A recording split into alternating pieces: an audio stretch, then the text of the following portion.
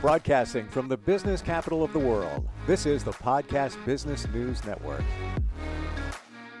Welcome back, everybody. Really important stuff we're going to talk about today because this is kind of the baseline for all of us. We crave relationships, we crave connection, and we're going to focus on relationships today. There's a book that came out a bunch of years ago called Men Are From Mars, Women Are From Venus. John Gray wrote the book, kind of a standout book for its time to bring to light the differences between the two sexes. Currently undergoing a Venus retrograde right now, astrologically, which brings us to the spotlight on relationships. She's somebody that helps people with coaching, navigating relationships. But what's interesting is she does it from many different modalities and viewpoints: spiritual, therapeutic, Reiki, mediumship, intuition, and so much more. Jamie Serrato is back with us. How you doing today? I'm doing great, Steve. It's good to see you. You too. I love your glasses. Thank you. I'm Well, always getting a new pair. I'm telling you, it's like when you showed up today, I'm like, wait, something's different. The glasses, they're good. They're totally you. You Yeah, know, well, I buy the inexpensive ones now, so that way when they break, I can just use it as an excuse to get a new pair. I do the same exact thing. I don't go, and I don't always wear glasses, but the ones I have, I buy them online. Once you have the Me prescription, too. you just can keep using the Yes, it's prescription. so easy. It's so easy, right? And then you don't feel bad, like, you sit on them by accident or whatever it might Exactly. be. Yeah, it's almost like half the price. We digress. Um, so before we dig into relationships, Venus is the planet of love. Am I right? Loosely saying Yes, that? love and how we relate to others and our self-worth or feeling of our own value, which, Mm. connects into the type of relationships we form for sure. How does this Venus retrograde we're currently undergoing, Mercury retrograde kicking in a day, but the Venus retrograde, how does that translate to relationships and how might we see them differently? So when Venus is direct, we focus more on external expressions of love, right? Like maybe buying somebody gifts, giving them money, taking them out on a date, um, giving them flowers, more physical, obvious expressions of love. And when Venus goes retrograde, we experience love more on an internal level. So this can be a time when we are Hmm. able to feel more so if we're connected to our hearts, what's going on in a relationship with maybe less of the external expressions of love kind of being in the way between us seeing the reality of a situation. Wow. See, I didn't expect that. I'm thinking more that Venus, the retrograde, and when it goes direct, it's going to be more of a focus on those relationships around us. But it seems like it's more of the focus on us, what we need in terms of love, that of course pilot the relationships. Yes, everybody has an external world and an internal world. And especially people who are born with a lot of retrogrades in their chart, Mm. they tend to have a more internal focus, right? So people born with Mercury retrograde tend to take a while to think about an answer before they give you an answer. They might need time to reflect before they're sure of themselves. So Venus being retrograde now allows us to more easily access our inner world and how we're experiencing a relationship or love at this time and feel into that instead of focusing on the external expressions of love. So when we talk about the retrograde and our birth, are we referring to whether you were born during a retrograde? Yes. Wow. Time to look back. You can see this stuff. You can just type in, let's say the year you were born, whatever it is, 1976, and type in Mercury retrograde 1976 and see if there's when the retrograde period was taking place during that year. Let's say you were born during a retrograde. What would it represent? So this could be that you come in with more past life information. People with a lot of retrogrades often are able to access more of other lifetimes that they've had. And Hmm. sometimes Some astrologers believe that that person is redoing or retrying a particular lesson that they may have begun in a past life but weren't able to complete. So is it a good thing, a bad thing if you're born during a retrograde, or it doesn't matter?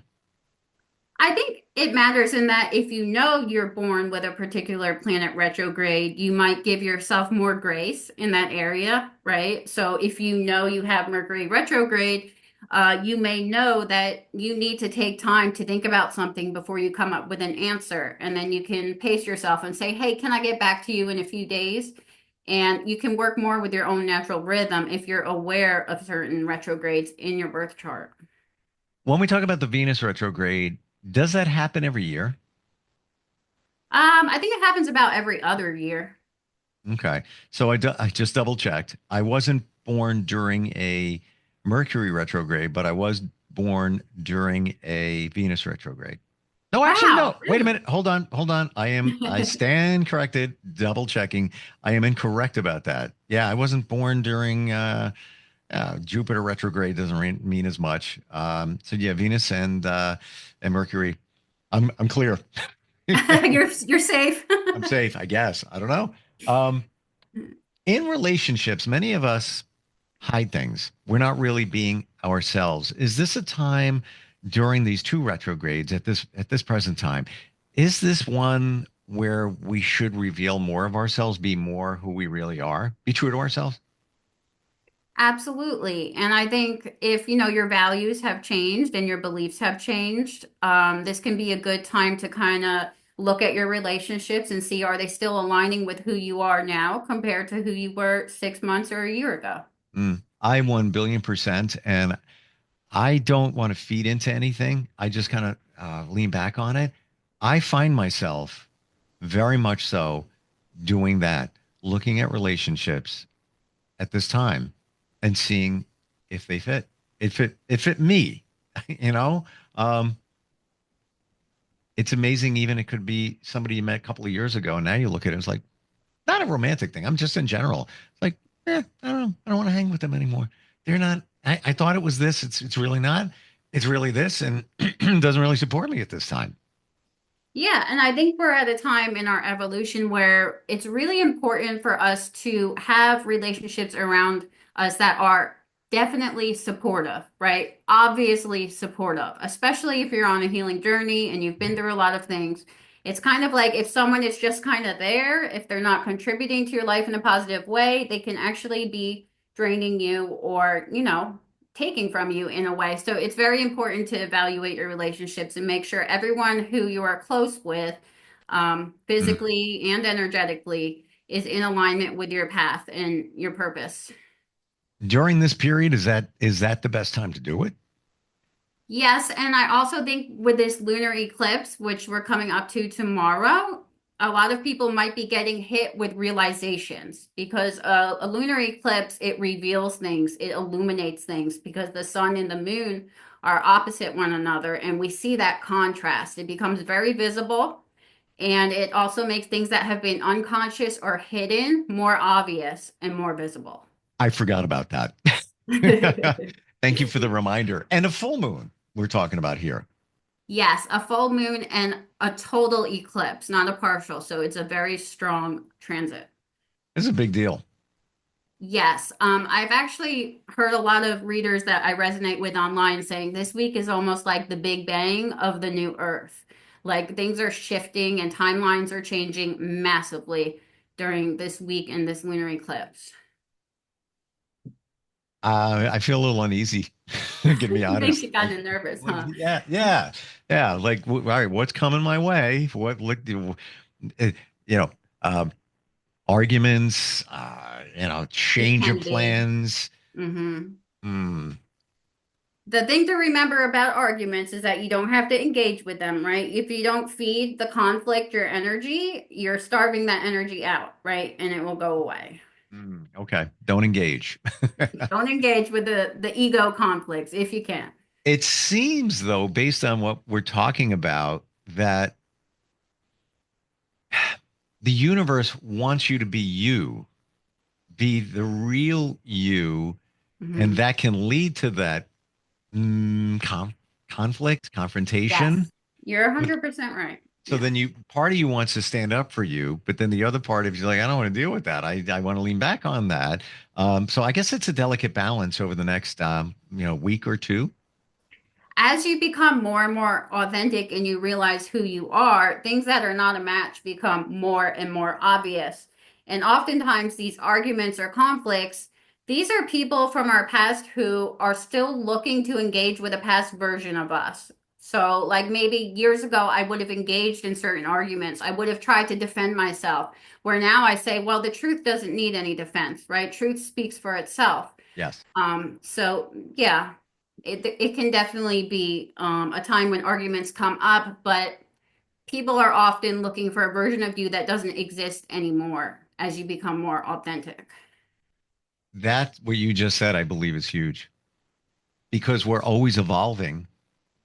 And maybe it's speeding up in the last month, and especially with all these transits and everything going on, that we're really not the person that we were previously. But to your point, others around us feel that we are, and they're acting like that you were that person.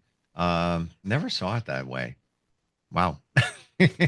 Yeah, people become comfortable with us being a certain way. And in their head, they can compartmentalize and put you in a box somewhere and say, Jamie is this person or Steve is this person, and I can go to him for XYZ. And as you demask and as you become more who you are, you don't resonate with that anymore. But that other person didn't get the memo, right? That person is no longer available. I personally, I feel that. I feel that in a big way. And your intuition knows what supports you and what doesn't. Unfortunately, many of us are afraid to let some things go, relationship situations for fear, whatever the fear may be. But you know that no longer supports you. That relationship was then. This is the new me, the new you, whatever it might be. Um, I guess we just have to have the courage to move it forward. You absolutely have to be courageous. Healing is not easy. People look at someone maybe 10 years into their healing journey and they say, well, everything comes so easy to that person, but they don't know how much fear that person had to overcome, right? As we become more authentic, we're releasing fear because we had fear to be ourselves. So it definitely takes courage and bravery. Hmm. When we first got started, we used the word mask. Like a lot of us have a mask on. We're not really being us. Is this a time where the masks come down a little bit? This lunar eclipse can definitely cause certain people's masks to kind of slip off because it makes what was suppressed or repressed conscious. It brings it out with the full moon.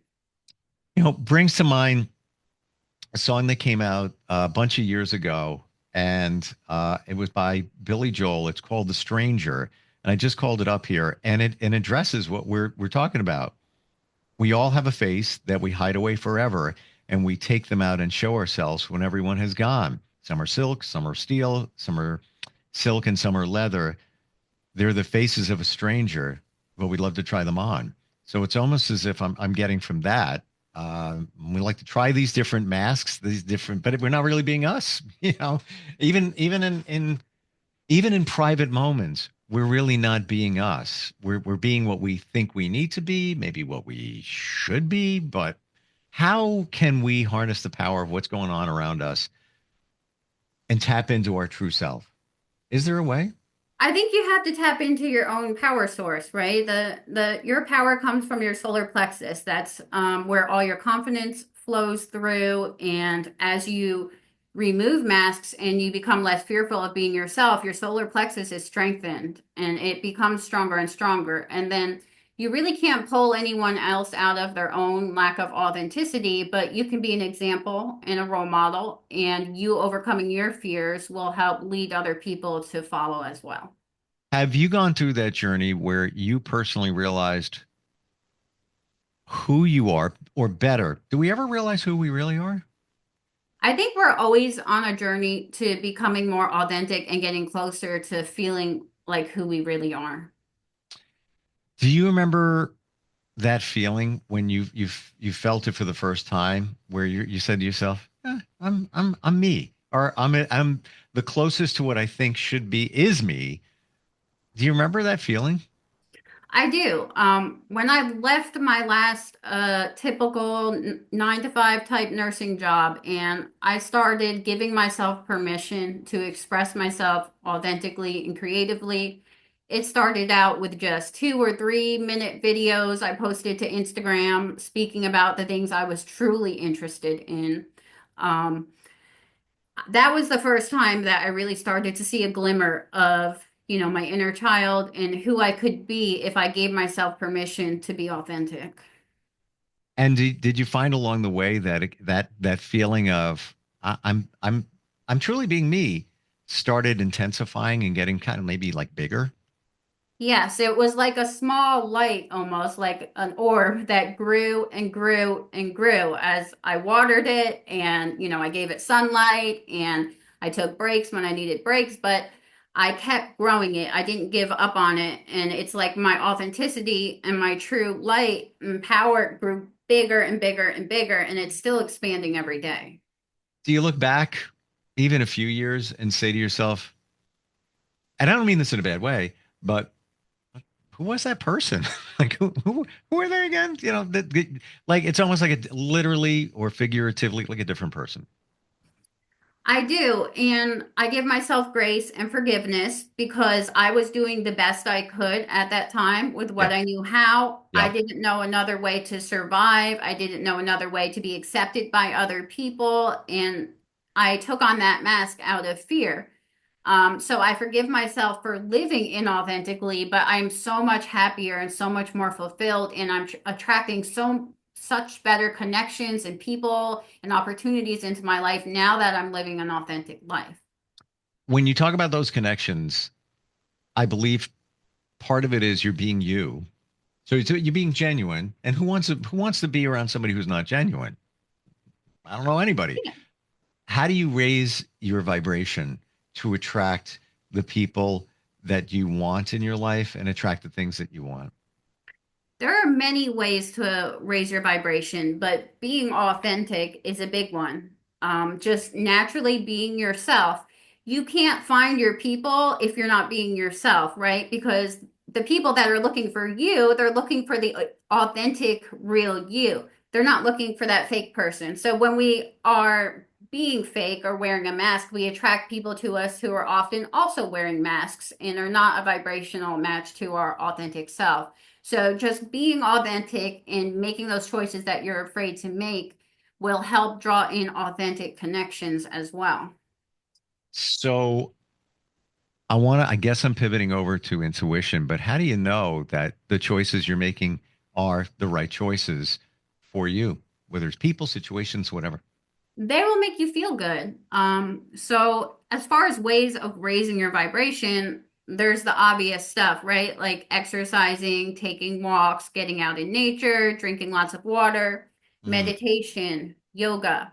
Things that give you energy are usually raising your vibration. If you go do a certain activity and it always makes you feel drained, often it's because you're using extra energy to try to maintain some type of a mask or a facade while you go and do that activity. So activities that are authentic to you, they will make you feel joyful, they will make you feel happy, and you will feel lighter after you do them.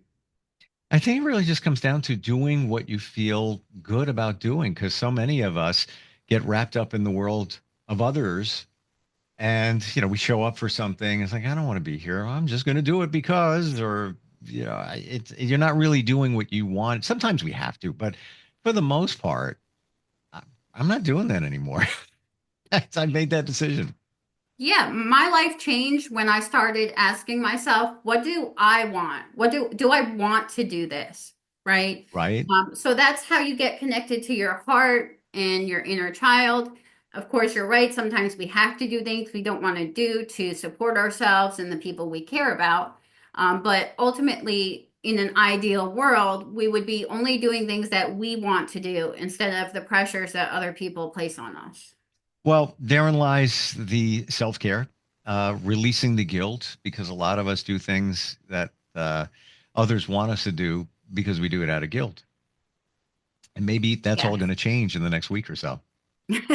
I don't know if everybody's life will change in the next week or so. Yeah.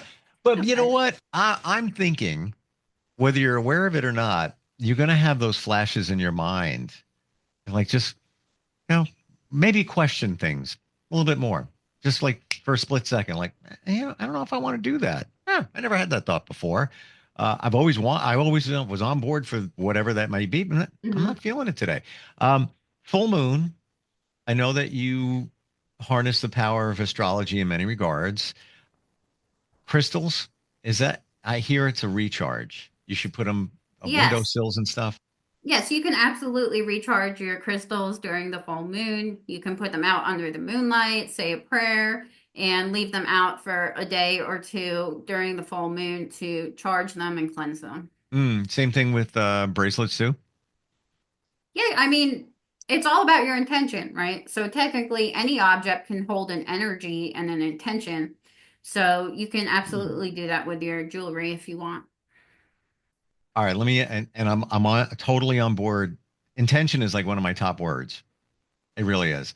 Like if I let's just go hypothetical.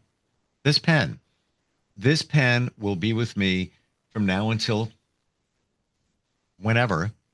And when this pen is with me, I feel empowered. I feel it protects me. That's my intention I'm putting into this pen. Maybe I'll put it on the windowsill. Maybe it'll, grab some extra energy from the universe, from the moon. Is it reasonable to think in those terms? It is. Now, I wouldn't over rely on it, right? Like if you have to study for a test, study for your test and use your good luck charm, right? But I would think of that as a good luck charm. Some people in the spiritual community use the term permission slips, right? So it what you're using is basically a permission slip. You're giving yourself permission to be powerful when you hold that pen, but you already had the power within you, but this is a symbolic representation of what you are using your energy for. Totally gotcha. So, what would be the difference between this pen and, let's pretend, this crystal in my hand? Would there be a big difference because it's a crystal? Um, that would be a really cool experiment to try. It may depend Hmm. on who you are and what your beliefs are. I believe crystals hold a higher frequency than a pen does, right? Agreed. It's I do too. That's why I asked that. sacred geometry, yeah, that kind of thing. Hmm. So I would think the crystal would be more useful, but if you had no access to that, you could make do. Hmm. And again, all about the intention. But yes, I agree with you, and especially because it's been said that there are crystals in our body. That's why the crystals resonate, and that's why they are so special and support us. So I would have to think that, yeah, between the pen and the crystal might be a little bit better for you, and that could be your good luck charm as well. Could be anything. Absolutely. Hmm. Fascinating talking about this. I'm gonna be, honest, a little uneasy, but you know what? I shouldn't manifest that. I should flip that around and say this is going to be a really cool time of awakening for all of us. We're going to find the things that truly support us, open our eyes, change direction potentially, all for the greater good for all. Yeah, well, whatever is revealed, even if it's something earth-shattering or upsetting or shocking to you, it was divinely orchestrated by God, right? Or by the universe, whatever you believe in. Funny you should say that because in my current journey, which began almost 5 years ago, that was the starting point. I mean, the starting point, and that was it will all be revealed. The truth is everything. You can't change. The truth is the truth. That is, the true truth, not the one that whatever you want it to support you, but the real truth. Um, everything gets revealed no matter what. Isn't there that saying there are three things that cannot hide for long, the sun, the moon, and the truth, right? I just wrote that down in my mind and I won't forget it. That's super cool. What's your website? Somebody wants some coaching, insight, help with astrology, relationships. How do we find you? www.calmerwaterscoaching.com. Here's to a successful, beneficial Venus and Mercury retrograde and everything that comes along with it. Thanks for being here. Thank you. All right, Jamie, we'll catch up soon. We'll be right back.